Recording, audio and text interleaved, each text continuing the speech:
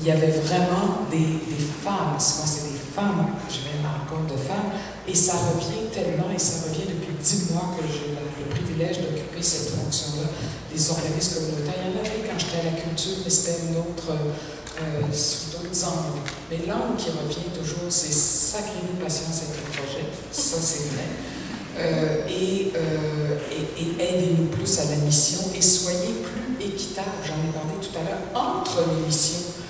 Et ça nous ramène toujours à mes 4 lettres, PS aussi, parce que le SAKIL, qui est un autre truc qui aide les collectifs, les gens semblent se plaindre un peu moins. Mais déjà qu'on aurait une vraie réflexion nationale sur comment financer les organismes communautaires, parce que je disais hier en réunion, si tout le monde arrêtait, faisait une grève ou une journée nationale de non-entrée au travail, je ne sais pas comment appeler ça, les gens s'apercevraient qu'il y a beaucoup de services qui ne se donnent pas. Puis c'est des services dont bien du monde a besoin, mais il n'y a pas tant de monde que ça qui se prête à cet exercice de faire votre métier extrêmement exigeant émotivement, extrêmement exigeant, j'oserais dire, financièrement aussi. Alors, pour moi, ça serait une réflexion si j'avais le privilège de garder ces fonctions-là, on aurait toute une discussion sur la question des organismes communautaires, parce que sans vous, la société tomberait, parce qu'il y a des réseaux normés, il y a des hôpitaux, il y a des écoles, mais il manque de soutien aux organismes communautaires. Évidemment, il y a des choses certainement que je vais répéter, puisque je viens aussi du communautaire, puis ça fait 16 ans à peu près, puis ça fait 16 ans qu'on a les mêmes demandes. Donc c'est évident que les améliorations ne sont pas suffisantes. Oui, le refinancement, parce que présentement, le financement vient d'en haut.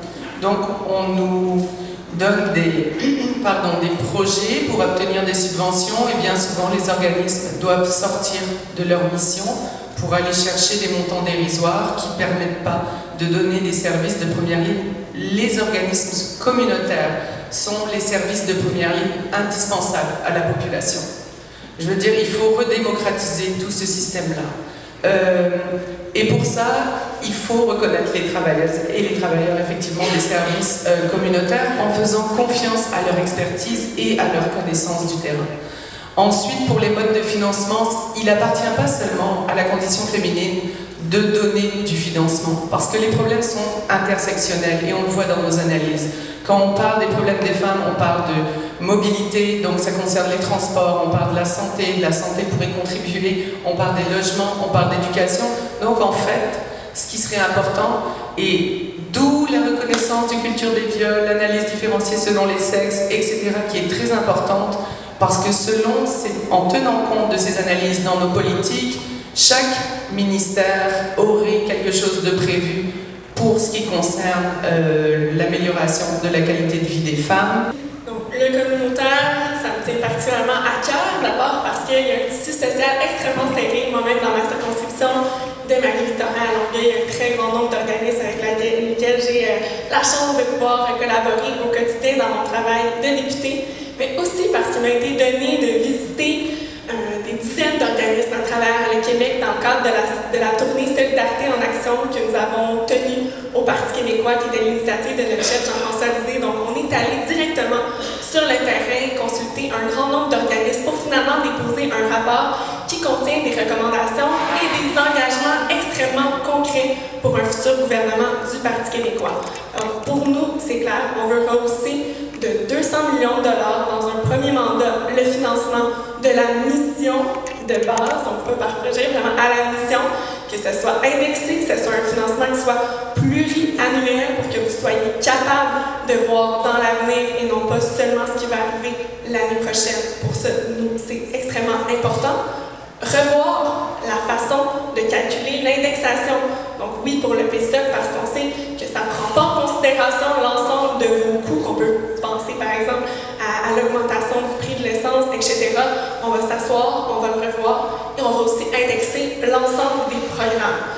Parce que le SAQET n'est pas indexé annuellement, ça c'est un problème. La défense des droits, c'est extrêmement important. Il faut que ces organismes, également l'ensemble des organismes, puissent être indexés. Et finalement, on veut ouvrir un grand chantier de réflexion sur les conditions de travail dans le communautaire. on le disait, les travailleuses, parce que oui, c'est pas mal beaucoup des travailleuses, vivent des situations de précarité, ce n'est pas normal.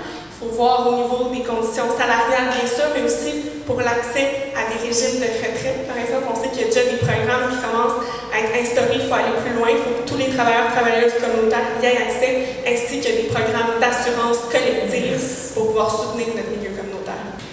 On a eu l'occasion d'en parler en long et en large, un financement stable à la mission pour les organismes communautaires. Je pense qu'il n'y aura pas grand débat après le 1er octobre là-dessus. Tout le monde s'entend.